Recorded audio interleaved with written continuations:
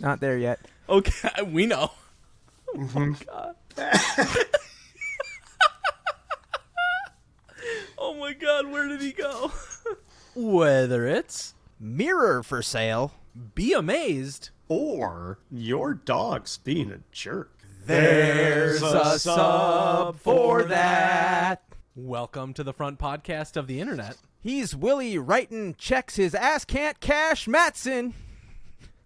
He's your other host, the hot dog chasing a donut in my dreams, Scott Gurrola. And joining us all the way from Hawaii today, it's the mustache with the most, Tom Selleck. We're a show all about Reddit. Covering all the ups and down votes in a spooky 30 minutes. If you like the show, you can find more of us On TikTok, YouTube, or Instagram. Or as your 16th and 17th in line for Prime Minister of England.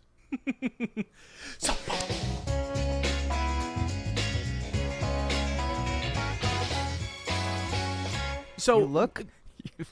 what do I look like, Scott? Not you start. No. Joel looks like...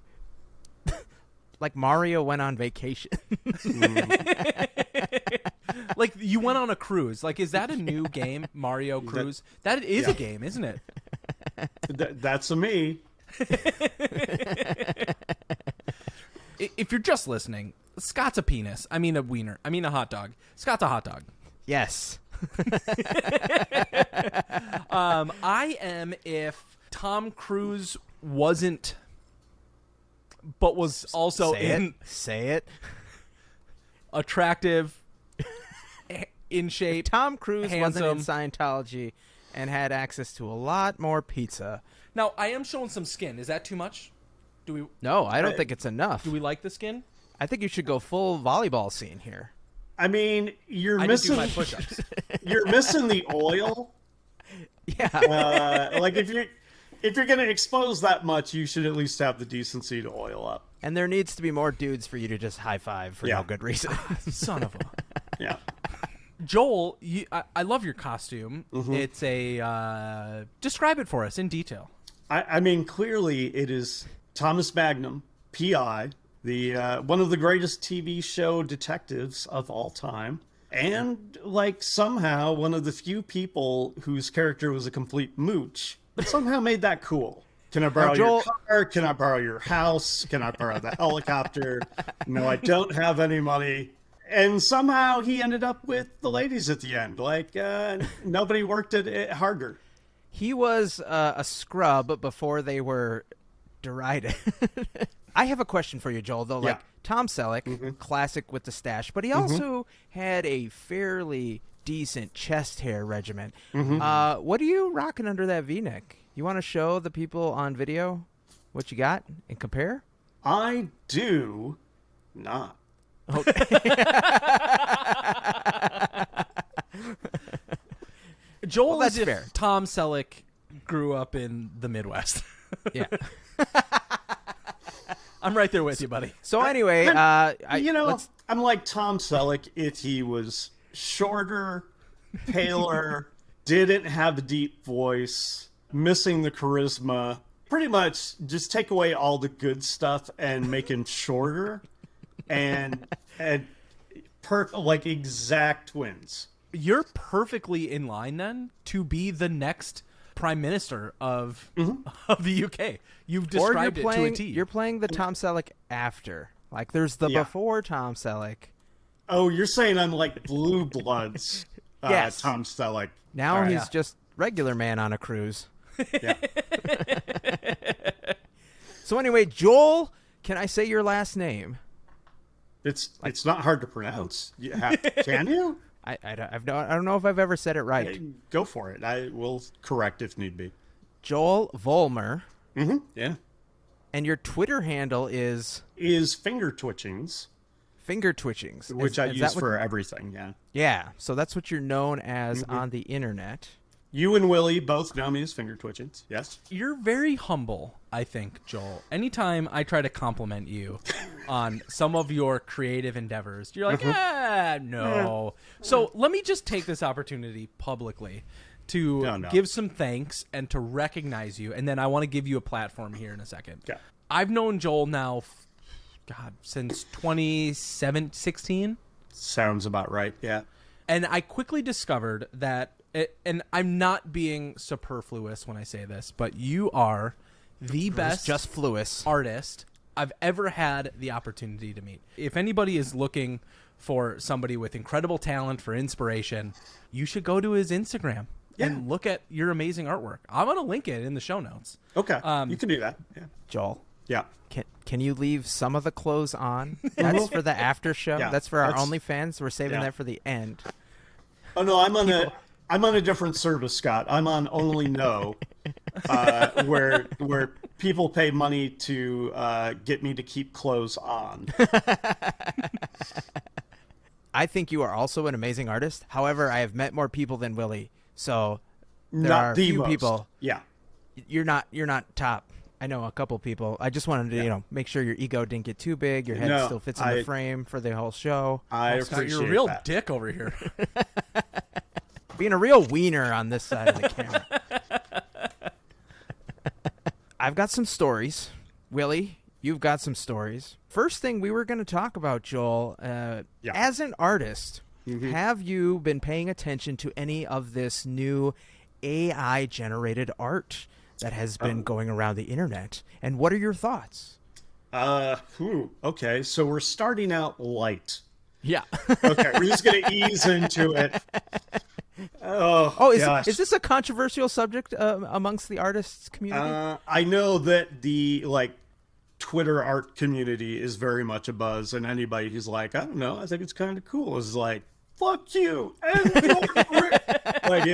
It's pretty intense. I'm kind of torn on it. I think it falls in kind of the same territory as if we're talking about NFTs to some extent. Which nobody is anymore. Yeah. True. I think it's interesting. I think it's a new platform, and I think being completely closed off to it is kind of like being closed off to Impressionism or any other movement of art that has come out. Most of what I've seen isn't really that great. Every once in a while there's something that's pretty impressive. I don't know. Right now I kind of just see it as like a potential another tool that could be used. Sure. I have a friend who is using kind of like the AI generated images to build up his own paintings. And that's kind of a weird thing because when he started doing it, his comment was, God damn it, the computer does what I do better than I do it. And so it's interesting. I think it gives access, and I'm never really 100% against anything that gives access to art to more people. I think that's valuable. I do think if it were to become good to the point where people actually making things, I think ultimately that would be a detriment. So it's a weird mixed bag right now. There's a few topics I've heard regarding the subject of AI generated art that I just want to run by both of you, the resident idiot over here, Scott, and Joel, the expert. So we're getting both sides. There's a couple things to create this art. What AI has done is they take samples of all the art that's been created. So all of it. Less of an idiot than I thought. And they put it all together. So they're borrowing, they're encouraging art out of things that were once created. Do you think that's plagiarism? Do you think that's stealing? What's your opinion? He's not asking me, Joel. Oh, I thought he was asking both of us, and I was like, oh, I want to hear what Scott thinks about this. Oh, I mean, if you want my opinion, yeah. Do I think it's plagiarism? Kind of, in a way, but it's all algorithm. It's all a computer system being told what to do and following the rules. It's no different than me taking a painting and getting a print of it, I think. Maybe. And then, tearing up that print and making another piece of art out of it, it's iterative. It's not original in so much that it is unbiased in a way. It's 100% influenced by every other piece of art that has ever existed.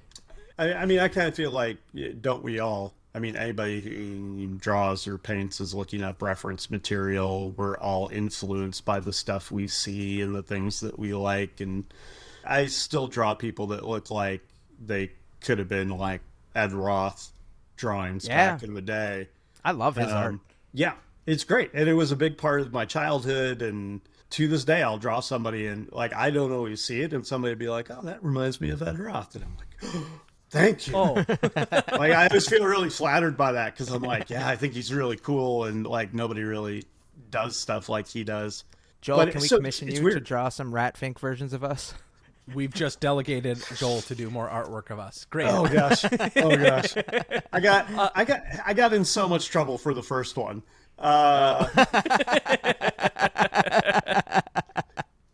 Well, you drew Willy and you drew Scott. So you brought up a really good point, Scott. And Joel, I think just to expand on what you said. Yeah. The counter to that argument of these AI generated art pieces being plagiarism isn't that what artists are doing today? Is looking at reference material and creating something unique through the inspiration of that lens. What the argument is being made counter of it being plagiarism is all art is in a way taking inspiration from what has been, but the entire catalog of what once was.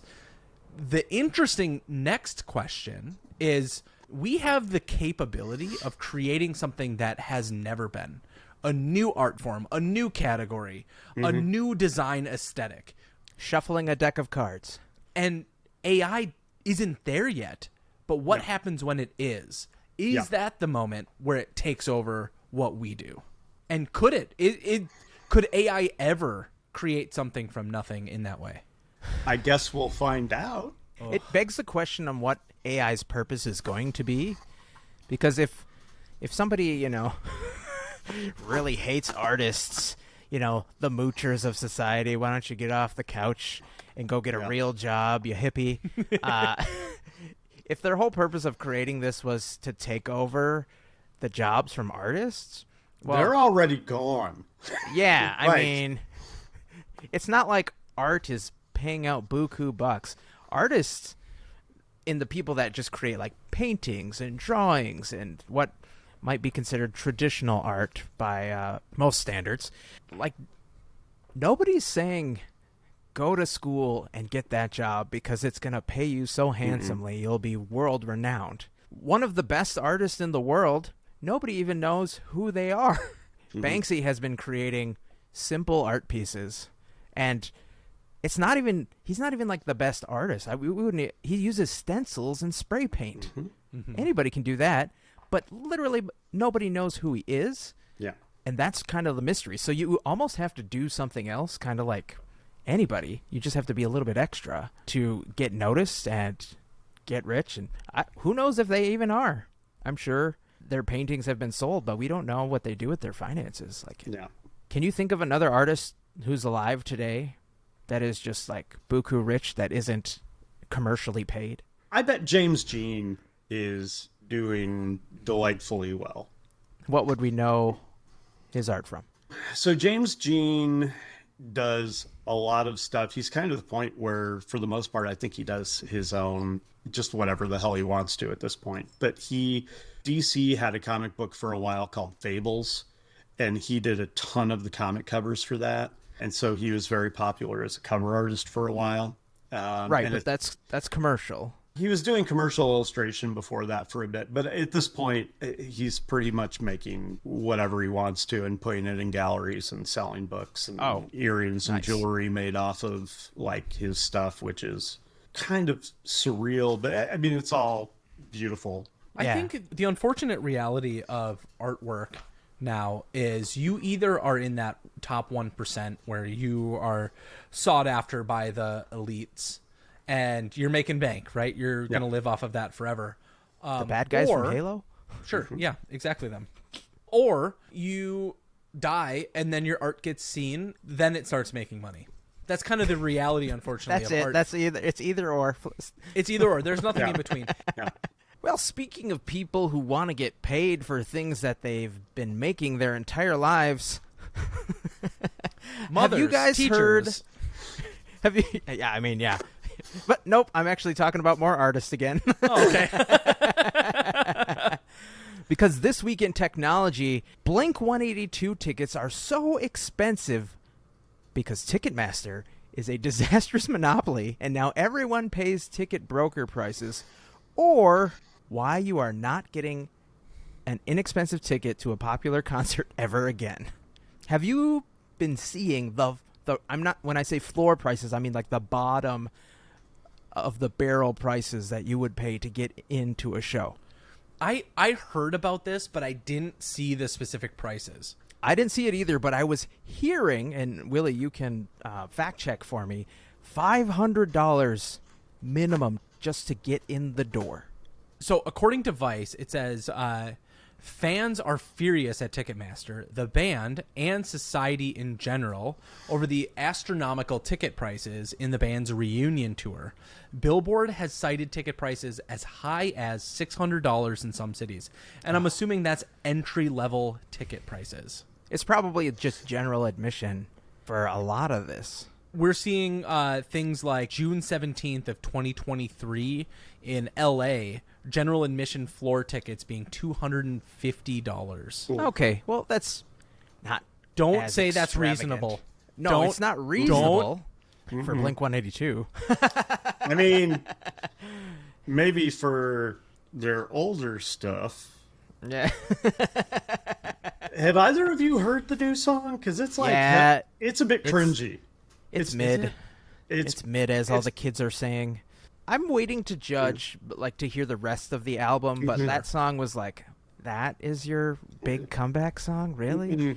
In a day and age where technology has so much capabilities, Ticketmaster is taking a really unique approach to this. They want to prevent scalpers from going in and buying up half of the tickets and then reselling them at a higher price. So then they're So why don't we just do it ourselves? So they're manufacturing it, right? That's exactly what they're doing. And I don't think this serves anybody except for Ticketmaster. I think this is going to fail, and Ticketmaster is going to have to go back real fast and change it. Who is Ticketmaster paying? Like, do they have lobbyists for every single member of Congress and the Senate? Because, I don't know, when did Ticketmaster come out? 80s? Why are we still doing this? I've known plenty of artists that have gotten around this by selling directly from their website, but there must be some like contract with all of the arenas that they signed for X amount of years. We'll have to reach out to those lawyers that are on TikTok and see what they know about it. I think, wasn't there like a John Oliver show on Ticketmaster where he's going through like their links to the stadiums and the venues, and in some cases I think they're even connected to like some of the resellers who are buying the tickets from them. Sounds like the mafia. Yeah, it's horrific. It's a very... Willie, you're a John Oliver expert. Did you watch that one? Yes, I have definitely seen it. But currently what I'm reading is Wikipedia, because that's what I do. I do real-time research here. So let me give you some background on Ticketmaster. So in 1998, USA Network, later named Interactive Corp.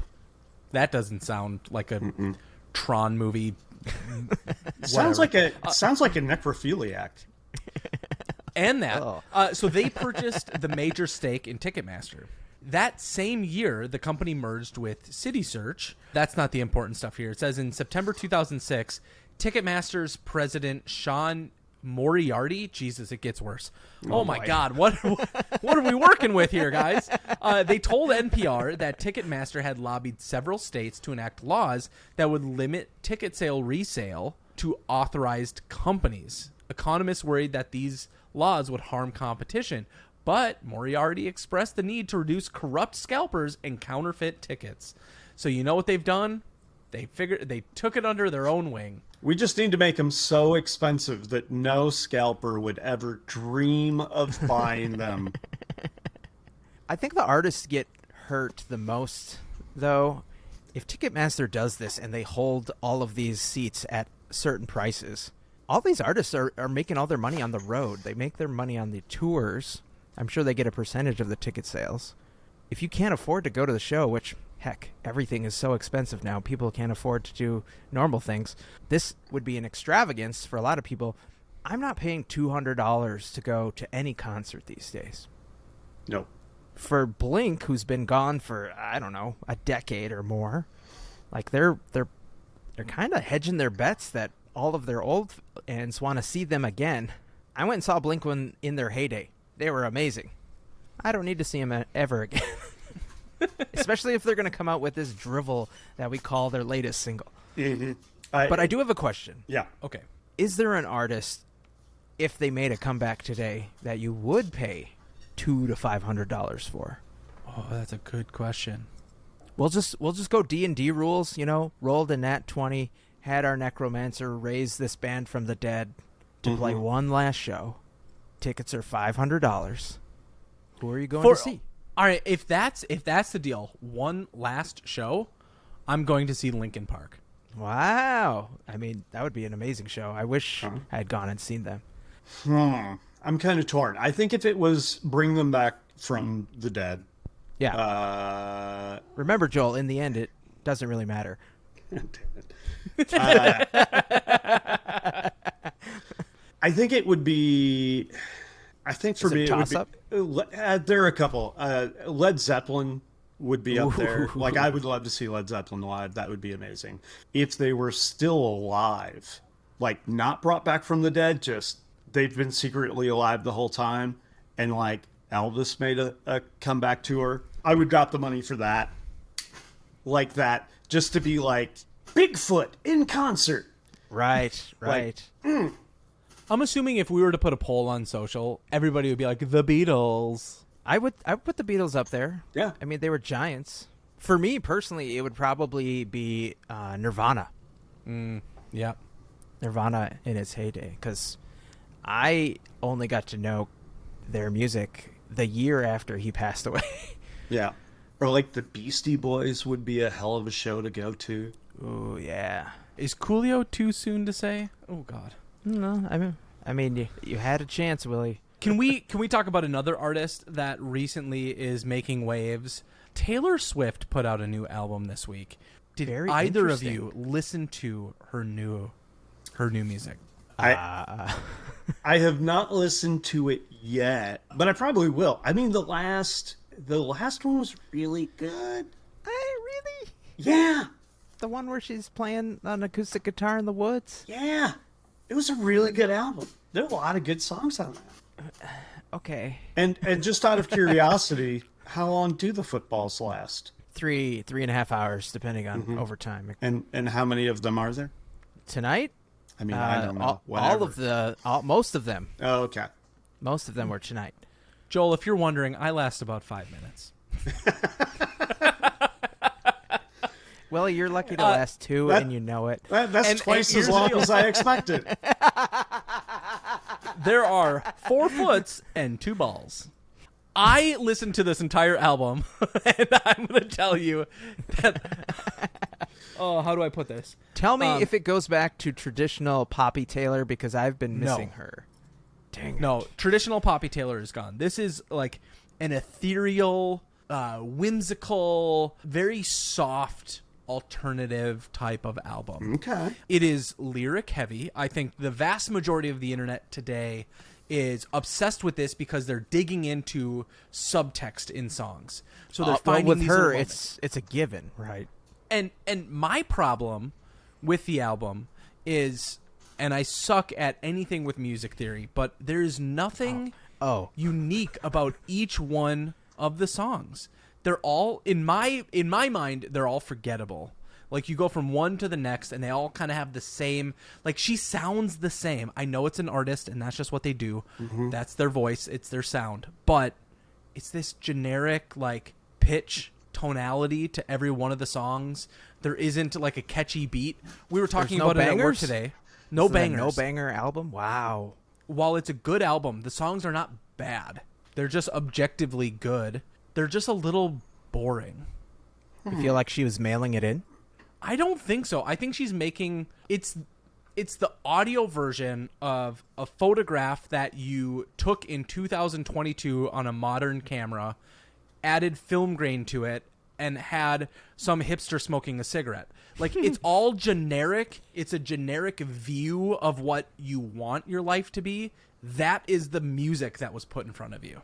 I feel Sad. the subtext that everybody was looking for, and it sounds like they did not find, is maybe it's because she's like happy. And in the past, she was going through the turmoil of growing up and dealing with relationships, both business and personal. And she got that angst out there that everybody's like, yeah, I can totally vibe with this. And she's just like me. And we've gone through the same things. But now she's a multimillionaire. She's with, I don't know if she's married or with like single, a serious partner. Things are pretty good. I love you, Taylor, but like maybe she's doing the musical equivalent of resting on her laurels and just saying like, whatever I put out is gonna be great. She's surrounded by the yes people. Having not heard it yet, although I think I know what I'm doing after the podcast. How long is the podcast? 30 minutes. How many footballs? Yeah. Like that many. That's exactly right.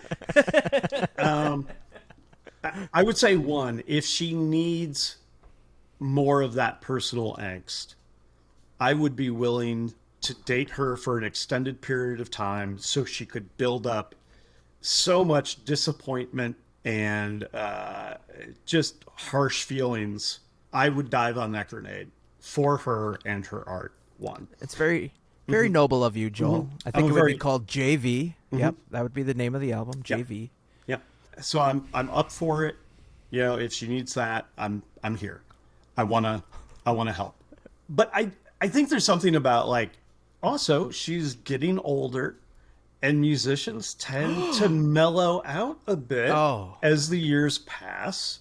I mean, I tell that to the Rolling Stones. I like that she is consistently making different things. Sure. And she's trying different things. I mean, what was the last like really good U2 album that you heard? The pornographic one. And it I mean, right, like it. Oh, me too. Like they're like, oh, this is the popular sound that we make that people like, and every album kind of got to a point where it sounded the same and nothing really changed, and you're like, okay, it's okay, it sounds like U2, but it's not. It's none of the charm that you got from Rattle and Hum when it was like really raw and they're trying things out and they're like there for the first time. All right. Last thing I want to ask you guys this week is... Yes, Mr. Wienerman. I'm going to give you a choice. It's a game, but it's a philosophical game. Mm-hmm. Okay. Is it about whether or not you're a sandwich? If that's what you guys want to talk about, the answer is yes. I am edible, and I have proof.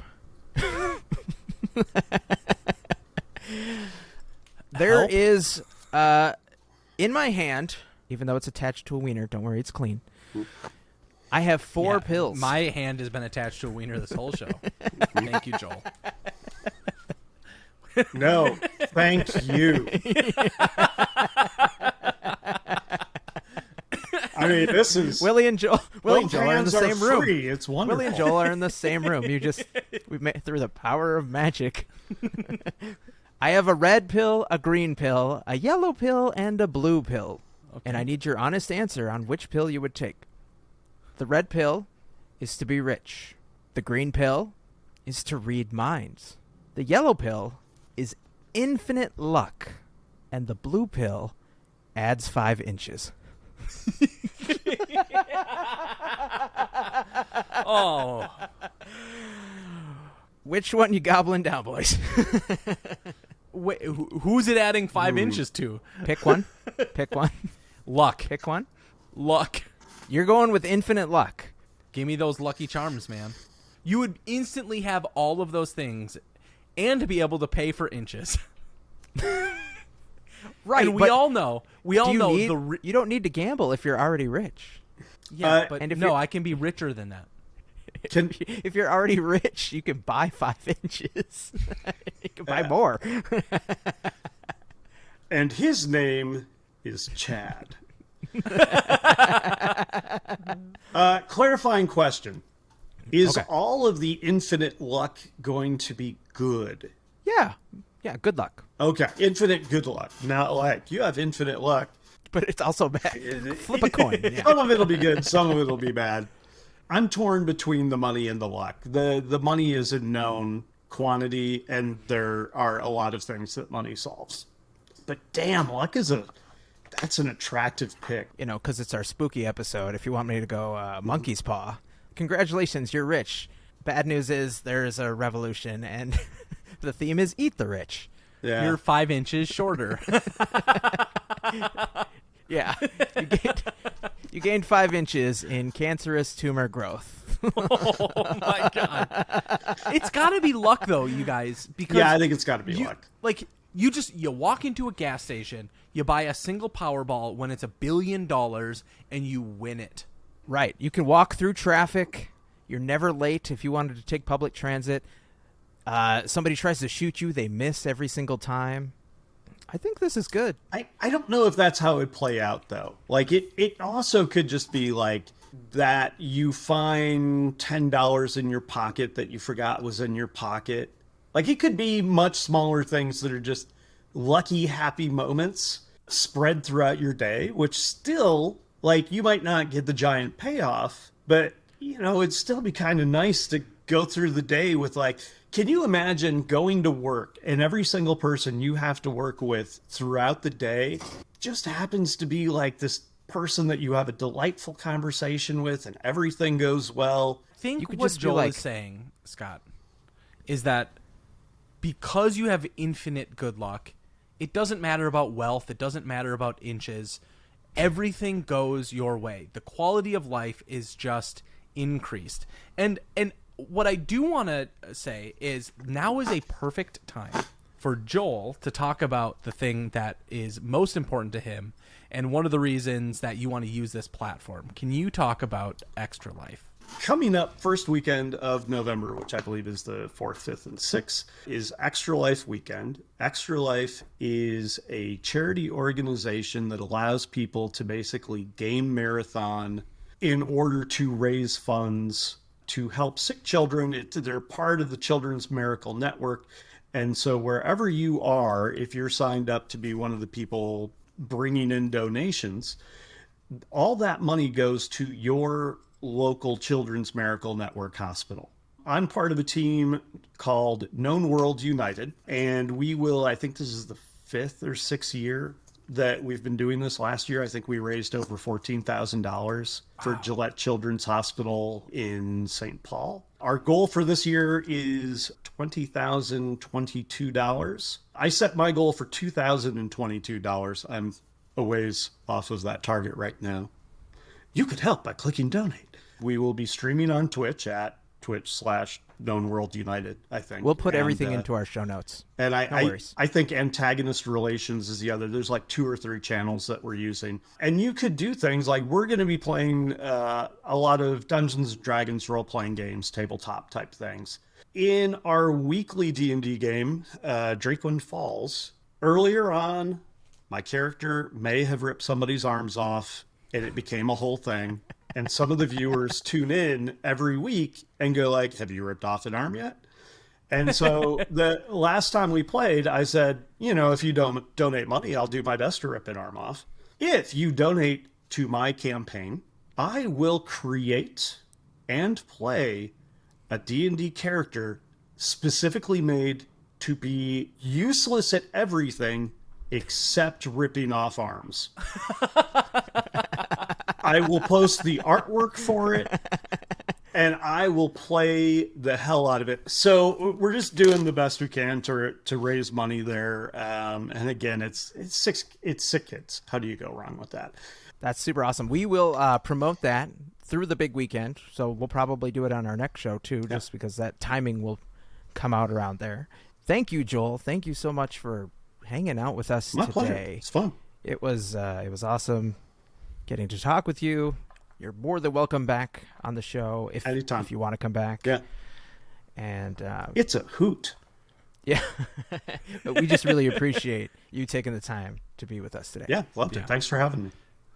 Thank you all so much for hanging out with us today. Find more of us on our socials. And we will see you next week.